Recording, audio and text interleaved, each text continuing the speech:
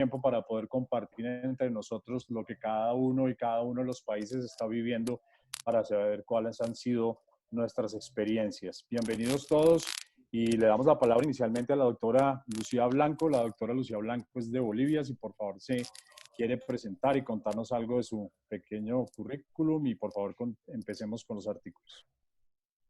Bueno, buenas tardes a todos. ¿Me escuchan? Muy claro, gracias. Excelente.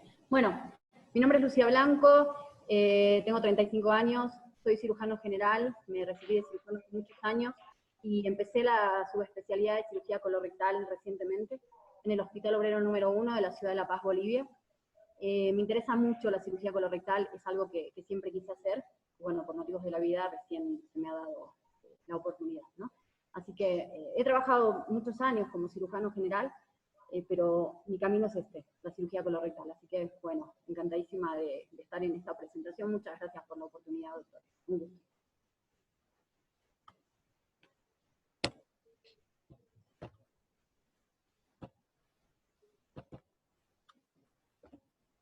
Bien, voy a empezar con mi ponencia. El artículo que he elegido es un artículo de la Sociedad Italiana de Cirujanos Colorectales, que ha sido publicado en una revista online de este país, y me ha parecido sumamente importante porque, bueno, menciona cosas que realmente son alarmantes, ¿no?, con la contingencia que se está viviendo a nivel mundial. El autor principal es el doctor Gaetano Gallo, y, bueno, encantada, como les dije, de participar en esta ponencia. Bueno, para ponernos un poco en contexto acerca de lo que es la infección del COVID, del SARS-CoV-2, que ocasiona el COVID-19, quiero referir primero números, ¿no?, que no solamente se reflejan en números, sino en vidas, ¿no?, en seres humanos. La cantidad de infectados a nivel mundial, según el último reporte de la Organización Mundial de la Salud, es de 2.800.793. Y la cantidad de fallecidos al momento, 193.710. Este artículo procede de Italia, y como vemos, la cantidad total de casos confirmados han sido 195.351, con un total de mortalidad, de muertes, de 26.384. Este país se encuentra en la fase de transmisión comunitaria, y en Bolivia, donde actualmente resido, tenemos un total de casos confirmados de 807, con una mortalidad total de 44 pacientes a nivel nacional. Bueno, haciendo un poco de memoria sobre el inicio de la infección, el primer caso del COVID-19 fue reportado en China, en la provincia de Hubei, en Wuhan. Y 3 meses después nada más, ya se mencionaban 125.000 casos en más de 118 países. Ahí surge como una real pandemia, ¿no? La OMS lo refiere como una real pandemia. En Italia el primer caso se reportó en febrero de este año, y desde ese entonces, bueno, se han cerrado todos los lugares de asistencia masiva, cines, teatros, las clases, museos, transporte público, todo. Bueno, estamos aprendiendo, esto es evidente que es nuevo y nadie tiene conocimiento real y 100% certeza de lo que está ocurriendo, entonces destacar que todos estamos aprendiendo. Entonces las recomendaciones que han surgido se adaptan a la realidad de cada hospital, de cada país, y en efecto son propensas a sufrir modificaciones durante la evolución de la enfermedad. Por eso, incluso las guías se están basando en el sentido común. Este cuadro me pareció bastante interesante porque lo que destaca es que en el hospital donde trabaja el doctor Gaetano, están destacando que solamente están haciendo los procedimientos de urgencia. Han suspendido las cirugías selectivas, los procedimientos de diagnóstico, solamente se están abocando a lo que es la patología anorrectal con complicaciones o con riesgo vital, tumores avanzados con complicaciones agudas, y por supuesto las emergencias, ¿no?, anorrectales. Entonces los manejos en Italia, por ejemplo, para dar un par de menciones que hace el artículo, ¿qué es lo que están haciendo con la enfermedad inflamatoria intestinal? Bueno, para empezar, les suspendieron el tratamiento inmunosupresor, han suspendido lo que es el metotrexate, han suspendido los inmunomoduladores. ¿Por qué? Porque ellos evidenciaron que esto inmunosuprime al paciente y lo puede predisponer a la infección, esta nueva pandemia. ¿Qué están haciendo en la enfermedad diverticular aguda complicada? Bueno, en realidad no hay mucho cambio en el manejo con esto, porque bueno, lo que requiere el manejo menos agresivo lo hacen, antibiótico-terapia, observación, y si el paciente lo amerita, el caso lo amerita, bueno, la cirugía. por supuesto, están recomendando la cirugía abierta. Es importante tener una tomografía de tórax en todo paciente que sea sospechoso de estar la infección. Ideal tener la reacción en cadena de la polimerasa con la transcriptasa inversa. Y sobre todo, hacen hincapié en el artículo que la cirugía de urgencia aumenta la morbimortalidad en el paciente, ya sea confirmado o sospechoso, y que es muy importante adecuar el consentimiento informado a esta nueva realidad. Es decir, el paciente, el familiar, tiene que incluso hasta afirmar que la morbimortalidad aumenta y que realmente estamos hablando de otro contexto. La cirugía se está realizando en otro contexto totalmente diferente. Entonces, destacar, tenemos dos caminos. Si el paciente es positivo, si lo tenemos confirmado, priorizar el tratamiento conservador. Si tiene, por ejemplo, una patología que amerita colocación de stent y nos evitamos una cirugía, colocar un stent. Y por supuesto, si estamos hablando de casos de obstrucciones, que ya les voy a comentar más adelante casos que hemos tenido, o de obstrucción baja que amerite cirugía, realizar la colostomía. Y si el paciente lo tenemos como un COVID negativo, se hace el tratamiento estandarizado normal. Ahora, priorizar que estos pacientes se centralicen en hospitales que no tengan infectados. Por ejemplo, en la realidad que yo atravieso cada día, mi hospital es tercer nivel, o sea, es un hospital de referencia a nivel nacional. Tenemos una terapia intensiva que al momento solo se está dedicando a pacientes positivos que requieren asistencia ventilatoria mecánica. En piso no tenemos, en nuestra unidad de cirugía colorectal, no tenemos al momento ningún caso. Entonces, algunas consideraciones para pacientes con COVID negativo. Se les realiza pruebas repetidas de esputo o hisopado nasal, esto me refiero al artículo, es lo que refieren en el artículo. Si se puede elegir el enfoque menos agresivo, se lo elige. Y los protocolos de oncología siempre tienen que aplicarse tratando de seguir las pautas actuales, ¿no? Si el enfoque no quirúrgico puede alcanzar el mismo objetivo que la cirugía, se tiene que preferir 100% no operar. Destacan, por ejemplo, el manejo de esto, ¿no? La pandemia del COVID no debe conducir a enfoques que nos perjudiquen los resultados oncológicos o que expongan al paciente a una mortalidad excesiva. O sea, no porque exista esta infección, el paciente oncológico va a tener otro tipo de cosas. En pacientes COVID positivos, la recuperación de la infección es la prioridad. Y la cirugía del cáncer se debe reservar solo para las situaciones con complicaciones que amenazan la vida. Bueno, las sociedades científicas nos recomiendan realizar la cirugía a pacientes con COVID positivo de manera abierta. Y los riesgos potenciales de la laparoscopía, incluyendo la cirugía robótica, tienen que siempre sopesarse frente a los beneficios de la duración de una cirugía más prolongada o de una estancia más prolongada.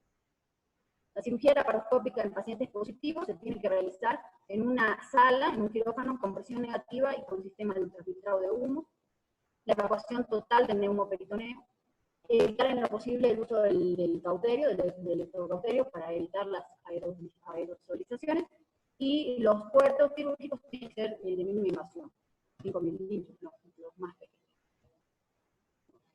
Este periodo de rigurosa cuarentena en evidencia o en efecto ha sido fundamental y necesario para reducir la expansión del virus.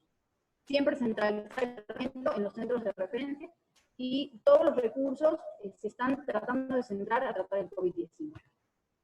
¿Cuáles son las consideraciones de mi servicio, de la unidad de cirugía colorectal del Hospital Obrero número 1 en Bolivia, acerca de este artículo? Bueno, es un editorial de revista, como mencioné, del órgano oficial de la Sociedad Italiana de Coloproctología, que es uno de los países más afectados por el COVID-19. Entonces, estamos ante una enfermedad nueva, o sea, todo es nuevo, entonces todo cambia, y de hecho sí va a ser, todo va a cambiar. La evidencia con la que se cuenta tiene poco peso científico. Esto que hemos estudiado y que seguimos estudiando nos sirvió para validar nuestras decisiones, para planificar con nuestras posteriores. En evidencia, la presidenta Janine Áñez va esta semana a dar seguramente nuevas pautas acerca de cómo se va a manejar la cuarentena, y con eso vamos a reevaluar el funcionamiento del servicio nuevo. Consideraciones especiales que se han hecho: bueno, el virus está en nuestra población, estamos en fase de transmisión comunitaria, y está subdiagnosticado. ¿Por qué? Porque no contamos con las pruebas masivas. Nosotros no estamos al nivel de países como en Europa o en América del Norte, no contamos con test masivos. Entonces, nosotros manejamos a todos los pacientes como si fueran COVID positivos. Lamentablemente, tenemos que considerar que todo paciente es sospechoso o infectado. Entonces, utilizamos N95, encima del N95 utilizamos la mascarilla convencional, nos protegemos de manera doble los ojos y doble guantes también. Aplicamos el principio de no dañar por demorar jamás ningún procedimiento. No nos arriesgamos, o sea, no subestimamos ni a los pacientes, ni al personal, ni a nuestros colegas. A nadie. En nuestro hospital no manejamos quimio ni radioterapia, por eso nos dedicamos a resolver la patología de urgencia. No realizamos procedimientos con aerosolización. Hemos suspendido la laparoscopía, hemos suspendido las endoscopías bajas, ¿no? Las colonias. ¿Y cuáles han sido las consideraciones del servicio desde el 22 de marzo, fecha en que mi país entró en cuarentena? Bueno, suspendimos la consulta externa, suspendimos también las cirugías selectivas, como les mencioné. Sin embargo, el servicio de cirugía general ha continuado operando cirugías selectivas. Esto, por cirugía colorectal, ha sido una decisión nuestra, ¿no? Solamente asiste un cirujano colorectal al día, pasa visita, solo uno, ya no van todos juntos, como normalmente lo hacían. Como les mencioné, no contamos con el test, entonces todo paciente es sospechoso para nosotros. Y destacamos la cirugía exclusivamente de urgencia. Hemos estado operando accesos, fascitis, intestinales y complicaciones agudas de cáncer. Más bien tenemos el equipo de protección personal completo. Para comentarles brevemente qué es lo que hemos hecho la última semana. Bueno, hemos operado abdominales agudos quirúrgicos por perforación de colon sigmoide. Por ejemplo, este es el caso de un paciente de 84 años que de manera extrainstitucional le han resuelto un volvulo sigmoide y lamentablemente, bueno, ha obtenido perforación. Entonces nosotros hemos hecho la correspondiente columna. Hemos tenido pacientes con fecaloma, con inestabilidad hemodinámica y con todo lo que el contexto significa, también ha sido sometido por los fascitis necrotizantes perianales, también hemos hecho limpiezas quirúrgicas. Hemos tenido volúmenes sigmoides también complicados, sometidos a la ostomía, y también complicaciones de SEA de recto, han sido sedados. Aquí para mostrarles alguna de las fotografías, que mencioné, perforado por la colonoscopía, el fecaloma. Nosotros aquí tenemos mucha patología de altura, por el dórico omega sigma. Y la fascitis. Bueno, una imagen del Limani, lo que les puedo comentar sobre el artículo, y seguimos aprendiendo. Muy agradecida nuevamente por la oportunidad y bueno, espero sus comentarios y seguir aprendiendo las pláticas de mis colegas. Gracias. Doctora Blanco, excelente presentación, bellísimas las fotos de tu bello país. No tengo el gusto de conocerlo, espero algún día viajar y conocer esas bellezas que presentaste, seguramente con el Salar de Uyuni y otros que estaban ahí en las fotos que me parecieron preciosas. Le vamos a dar la palabra al doctor Vega y luego al doctor Vergara y le irías presentar los 3 artículos y seguramente con estas presentaciones ajustadas al tiempo como la de la doctora Blanco que duró exactamente 11 minutos, vamos a tener tiempo para la discusión. Doctor Vega, muy buenas tardes, por favor se presenta, bienvenido. Buenas tardes con todos. ¿Me escuchan? ¿Aló? Claramente. Perfecto. Buenas tardes con todos. Mi nombre es Andrés Vega, soy médico residente de segundo año del Hospital Civil de Guadalajara, acá en México. Y el tema que escogí fue sobre desafíos del manejo de cáncer colorectal durante la epidemia de COVID, pero desde un enfoque de China. Esta fue publicada en la revista Annals of Translational Medicine el día 18 de marzo de este año. Como antecedente, algo que ya mencionó la doctora Blanco, tenemos que el primer caso reportado fue el 1 de diciembre del 2019, pero parte de lo que nos da esta revisión de caso es que encontraron una asociación del 1% de los pacientes que presentaban COVID a un antecedente de cáncer, sea este que estuvo quimioterapia, estuvo de reciente diagnóstico o posoperado, en referencia al 0.29 de los pacientes con incidencia de cáncer en China. El 1% se presentó asintomático, pero los pacientes que tenían cáncer más COVID encontraron una mortalidad del doble de la población normal que tiene cáncer, que se presentó en estos hospitales, que no presentó COVID. Y que en un tercio de sus pacientes presentaban asociación de síntomas gastrointestinales. En el abordaje que ellos realizan, tiene muchísima importancia en su inicio lo que fue el nexo epidemiológico, sobre todo con contactos, y los síntomas clásicos como fiebre alta, tos seca, dolor de garganta, y a todos los pacientes se les realizaba una radiografía de torres de ingreso, pero algo que mencionan ellos es que tienen para ellos un gold estándar de criterio diagnóstico como la PCR en tiempo real, secuenciación genética viral y serologías para IgM, teniendo que la consulta o en el hospital que asisten los pacientes con cáncer presentaban un 43.8% fiebre desde su ingreso. Ellos nos hablan que parte del abordaje y su gol estándar es la realización de una colonoscopía electrónica. Ahora, no nos definen si están hablando de fotocromatografía, están hablando de reconstrucción por reconstrucción de lo que es el abordaje por cápsula endoscópica o si es con tomografía de 126 cortes y reconstrucción 3D. Pero lo que sí nos dejan claro es que si es que se hace colonoscopía, debe hacérsela en una sala ventilada con presión negativa y que tiene que ser esterilizada por el lapso de 2 horas con peróxido de hidrógeno vaporizado. Este es el algoritmo que presentan ellos, o sea, si llega y tiene nexo epidemiológico más fiebre, si no lo tiene, se hacen los exámenes de rutina y pasa esto hacia un equipo médico multidisciplinario. Pero si presenta fiebre o exposición epidemiológica, se investiga esta fiebre con todos los estudios y además de lo que es para COVID específicamente, si se excluye COVID, vamos a manejo especializado por el equipo multidisciplinario y si es que es positivo, este paciente es aislado y se comienza con su tratamiento para COVID.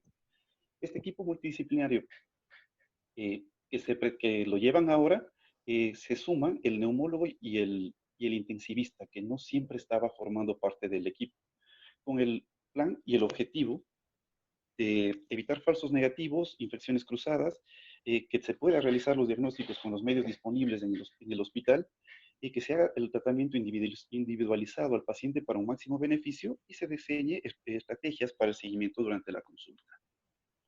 ¿En qué estrategias encontraron ellos? En los pacientes que no presentan un cuadro de cáncer de abordaje urgente y no tienen coronavirus, lo dividen en tres: cáncer temprano, avanzado o metastásico. En cáncer temprano, si son lesiones premalignas, recomiendan un abordaje endoscópico o cirugía transanal y que en el caso de que esto no sea posible, diferir cirugía. Si tenemos ya un nivel de T2, que se difiera cirugía, y cuando tenemos cáncer de colon avanzado, quimioterapia neoadyuvante. Pero en lo que estamos hablando de recto, cuando tenemos cáncer avanzado de medio y bajo, quimioradioterapia, tipo T3 en medio y bajo, radioterapia y diferir la cirugía cuando tenemos cáncer en recto alto, neoadjuvancia con quimioterapia, y si tenemos una respuesta efectiva al cáncer colorectal, con la neoadjuvancia es entrar en un protocolo de Watch and Wait. Y los pacientes que tienen metástasis por cáncer colorectal, si no han recibido neoadjuvancia, que la reciban, y en el caso de que tengan ya una respuesta, que se valore un nuevo ciclo de adjuvancia y que sobre todo se difiera su cirugía. En los casos que no son urgentes, pero que presentaron coronavirus, el abordaje es con el neumólogo y el epidemiólogo, que lo llevan a un aislamiento, se profundiza en lo que es el nexo epidemiológico y si presentan síntomas atípicos y es enviado, si es que no está grave, a domicilio o en su defecto es hospitalizado con una cuarentena de 14 días, considerando que el periodo de incubación es entre el tercer y séptimo día, en la que se dilata el tratamiento que está recibiendo o pospone el tratamiento que debería recibir, y si está recibiendo algún tipo de tratamiento, este se lo suspende y se enfoca en el tratamiento del coronavirus.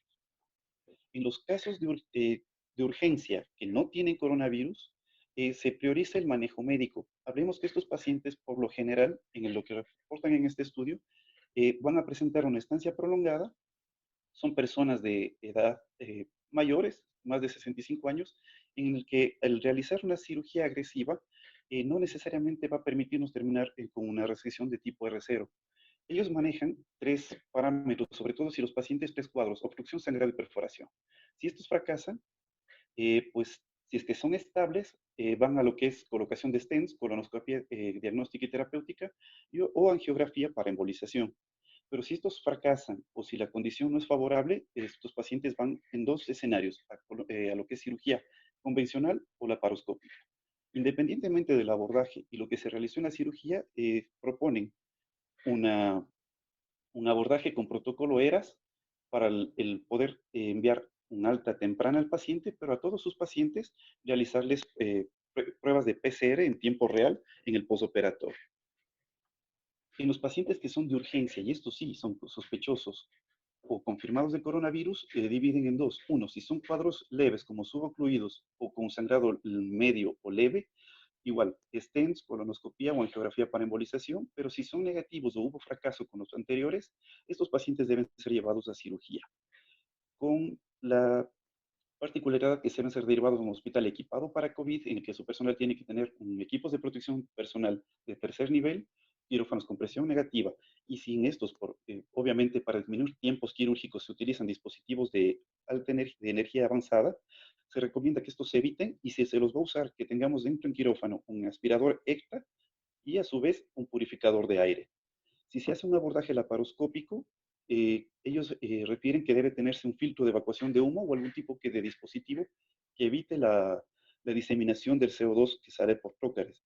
Y en el caso quirúrgico, independientemente del abordaje que se haya hecho, y sobre todo si se hizo la parotomía, la AP más un estoma, o y se aprobó anastomosis, el quirófano debe ser cerrado con una desinfección terminal y cierre, como se había mencionado antes, de 2 horas.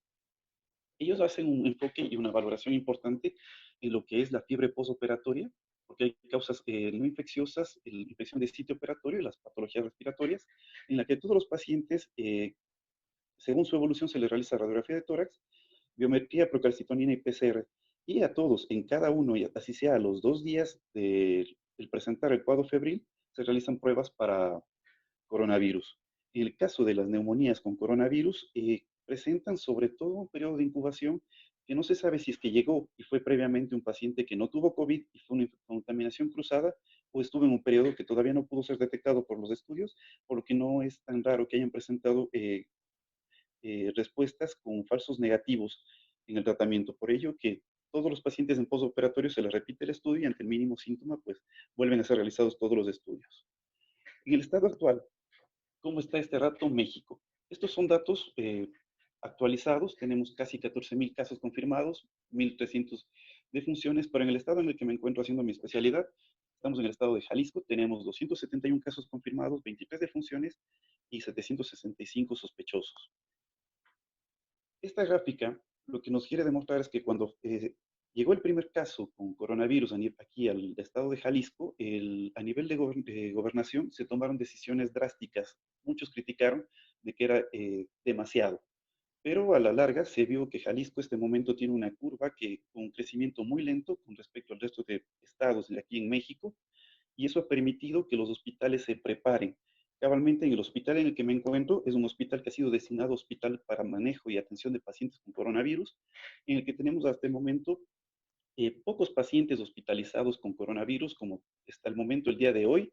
Estamos con 4 pacientes y está controlado. Tenemos un centro COVID que detecta y está realizando pruebas diario a personal de salud y personal ajeno a la institución para aumentar sobre todo la captación de personas asintomáticas.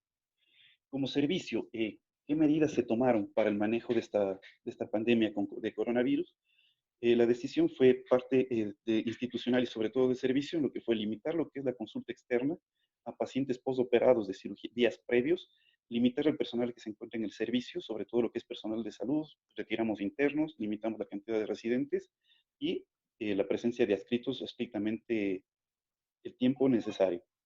Se suspendió estudios no urgentes, se suspendió la cirugía electiva y diferimos el abordaje quirúrgico de los pacientes con cáncer colorectal. Estamos aquí al momento en el servicio, utilizamos el equipo de protección personal únicamente bajo el requerimiento. Ay, qué Estamos bueno. siempre pendientes para lo que Muy es interesantes los libros, ¿cierto? ¿Perdón? Eh, Estamos siempre realizando lo que es cirugía urgente. Bueno, este es nuestro equipo. Muchas gracias.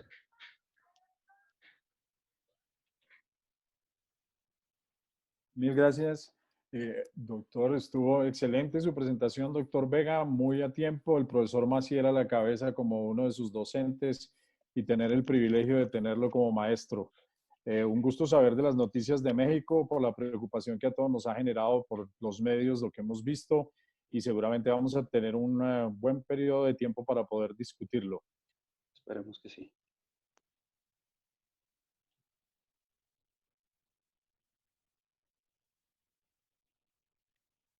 Doctor Vergara, si es tan amable, prosiga. Mil gracias por la presentación, doctor Vega, excelente. No sé qué pasó con mi micrófono, pero espero que haya oído parte de lo que dije.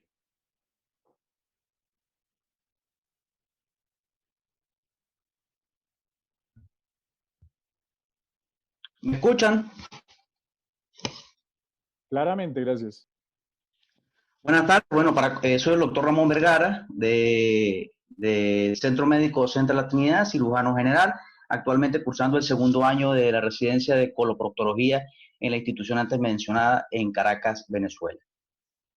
Les traigo a colación este artículo que me llamó poderosamente la atención y porque es algo que podemos y a lo que nos enfrentamos diariamente, ¿no? ¿Cuál es el uso apropiado de la laparoscopia sobre los procedimientos abiertos en el clima actual de COVID-19? Fue un trabajo, una revisión bibliográfica que hicieron los autores, presentado en la revista, en el Journal de Cirugía Gastrointestinal en abril de este año. Fíjense, esto es una microfotografía de un microscopio electrónico de la autoría de la Asociación la Asociación Americana de Alergias e Enfermedades Infecciosas. Y la traigo a colación porque el desconocimiento de la enfermedad y la teorización sobre la posibilidad de transmisión por aerosolización del virus ha llevado en muchos lugares a la prohibición del uso de la cirugía laparoscópica en este momento de pandemia.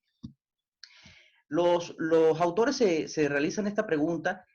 El neumoperitoneo permite una aerosolización concentrada del virus, por lo tanto se presume que estallidos repentinos por las válvulas Stroke durante el intercambio de instrumentos, durante la ventilación de los mismos, puede permitir la transmisión del virus.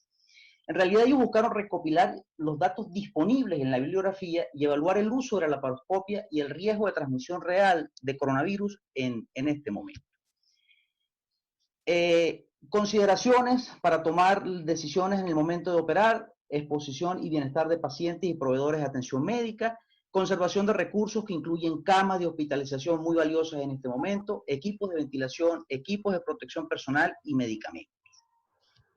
Las ventajas de la laparoscopia en este momento de pandemia, las ventajas que se han promocionado son útiles para este momento o son válidas también en este momento. Sin embargo, tal vez un par de ellas cobren mayor preponderancia en este momento, como es permitir el campo operatorio autónomo con menos y posiblemente sin derrame de fluidos y tejidos. Y por supuesto permitir el alejamiento ya sea entre el paciente y los prestadores de atención médica, los cirujanos, y los cirujanos entre sí y el personal entre sí en la sala operatoria. Algo que no permite la cirugía abierta porque los pacientes, el personal va a estar un poco más junto. Esto en la cirugía robótica va a estar más incrementado este factor. ¿Qué conocemos en cuanto a la transmisión? Ya lo han comentado los doctores, la doctora Blanco y el doctor Vega. Sin embargo, una tercera posibilidad de contagio, de transmisión del virus, que es cuando se realizan procedimientos aerosolizantes en las vías respiratorias o en las vías digestivas altas, con una persona infectada. Aquellas gotas del tracto respiratorio que puede expulsar una persona infectada, puede viajar hasta 1 metro y por supuesto contaminar superficies o contaminar directamente a los prestadores de atención. ¿Qué sabemos con respecto a la aerosolización de las partículas? Los autores del trabajo describen que lo que ellos consiguen en la bibliografía y las investigaciones pertinentes en cuanto a aerosolización de partículas van dirigidas principalmente a toxinas y residuos químicos que se encuentran en los penachos de humo que se encuentran en la cirugía ya sea tanto abierta como laparoscópica. Hay que tener en cuenta que aquellos medios de energía, ya sea ultrasónica o de láser, nos van a producir partículas de mayor tamaño,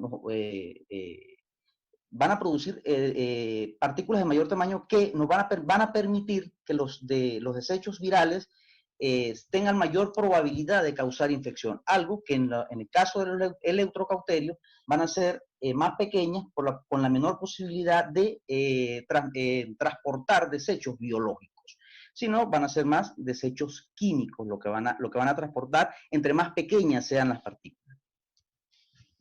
Ellos presentan los autores presentan unos trabajos donde revisan la posibilidad de emisiones virales durante los procedimientos. En este trabajo revisaron la posibilidad de emisiones virales durante la cirugía laparoscópica, evaluándola para hepatitis B, donde ellos encuentran que sí, que encontraron partículas virales a nivel de las evacuaciones de humo. Sin embargo, no evaluaron la posibilidad y la infectividad de este virus en el equipo quirúrgico. Los autores evaluaron otros trabajos en cuanto a cirugía abierta, en este caso fueron procedimientos para BPH, donde ellos lograron detectar partículas virales en los penachos de humo quirúrgico. Sin embargo, no encontraron evidencia suficiente que respaldara la posibilidad de que estas partículas virales causaran infección o fueran capaces de transmitir la enfermedad a otros cirujanos. Adicionalmente, en otros trabajos evaluaron que los cirujanos que usaron equipos de protección personal y máscaras faciales no encontraron ningún rastro viral en la superficie de la piel de ellos. Fíjense, ¿qué nos sugieren ellos para manejar el riesgo de la cirugía laparoscópica en este momento? Ellos dicen que la creación de un circuito cerrado para la insuflación y el uso de algún tipo de dispositivo de evacuación puede evitar cualquier liberación de neumoperitoneo. Ellos citan un par de dispositivos, ellos hablan del AirSeal, que tiene mayor efectividad para la filtración de partículas virales. Si no disponemos de eso, ellos sugieren el NeumoClear, que son dispositivos de insuflación y de evacuación de neumoperitoneo con dispositivos de filtrado del humo, y van a disminuir la probabilidad de que las partículas virales estén en contacto con el personal de atención médica. Esto es importante, la extracción de la pieza o el tejido con el abdomen desuflado. A todos nos ha pasado los que hemos hecho cirugía laparoscópica que en algún momento extrayendo una pieza quirúrgica como la vesícula biliar, podemos tener un estallido de neumoperitoneo y eso puede llevar partículas virales hasta el rostro del cirujano. Las incisiones pequeñas de los trócares para evitar la fuga de neumoperitoneo por lo mismo. Ahora, ¿qué nos pasa en algunos hospitales donde no haya ningún sistema de evacuación de humo disponible? Es una realidad.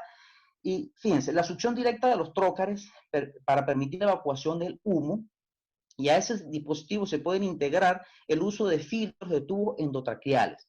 En la parte inferior derecha podemos ver una foto de un dispositivo de filtrado, en este caso un dispositivo de filtrado mecánico. También tenemos los dispositivos electrostáticos, y ellos pueden atrapar las partículas virales o bacterias, en este caso el virus del COVID, y pueden disminuir la probabilidad de que ocurra una transmisión, en el caso de que no hayan dispositivos para evacuación de humo. Utilizar los equipos de protección personal y el uso de respiradores N95, y sugieren utilizar presiones menores a 12 milímetros de mercurio, por supuesto sin afectar o desmejorar la seguridad en el momento de la cirugía para el paciente. ¿Qué concluyen ellos? Que no encontraron evidencia científica para apoyar el uso de la cirugía abierta sobre la laparoscópica o robótica para reducir la transmisión del COVID-19. Sin embargo, hay mucho que aprender de esta enfermedad y por supuesto las posibilidades de transmisión van a estar presentes y las tenemos que considerar a pesar de que la bibliografía es muy vaga aún. Fíjense, ¿qué recomiendan ellos para concluir su trabajo? Minimizar el uso de dispositivos de energía durante procedimientos cuando sea posible. Ya sabemos que los dispositivos de energía ultrasónica o dispositivos de energía láser van a generar desechos más grandes o escombros más grandes y por consiguiente con la posibilidad de transportar material biológico. A diferencia de los dispositivos electroquirúrgicos, el monopolar principalmente produce desechos o escombros más pequeños con una menor posibilidad de transportar desechos biológicos o partículas biológicas. Usar un circuito cerrado con dispositivo para evacuación de humo, usar el equipo de protección personal mejorado en el quirófano y usar presiones iguales o inferiores a 12 milímetros de mercurio. Al finalizar la cirugía del neumoperitoneo, evacuar el neumoperitoneo utilizando un dispositivo especial. Este es un resumen del trabajo. Vamos a ver algunas particularidades de Venezuela, una pequeña tabla que les traigo acá para no aburrirlos mucho ni abusar de su tiempo. Hasta el momento, 325 casos confirmados con 10 decesos. Esto es estadística oficial. Sin embargo, podemos observar en la gráfica, a pesar de que es una escala lineal y en una escala logarítmica, podemos observar que a partir del 15 de abril hubo una tendencia o aumentó aumentó la tendencia de los casos confirmados. Esto lo que nos concluye es que estamos comenzando apenas, a pesar de que hemos tenido una evolución lenta, ¿no? Con las particularidades de la Venezuela actual que todos ustedes pues conocen. Fíjense, buscando información conseguimos esta tabla de la Asociación Panamericana de la Salud y la traigo a colación es por esto. Miramos esta gráfica y vemos un aumento constante y progresivo de la enfermedad. Lo que nos dice es que tenemos que adaptarnos al momento actual y a las características de esta nueva enfermedad, porque va a estar con nosotros tal vez un largo tiempo y en realidad no sabemos hasta qué momento nos va a quejar.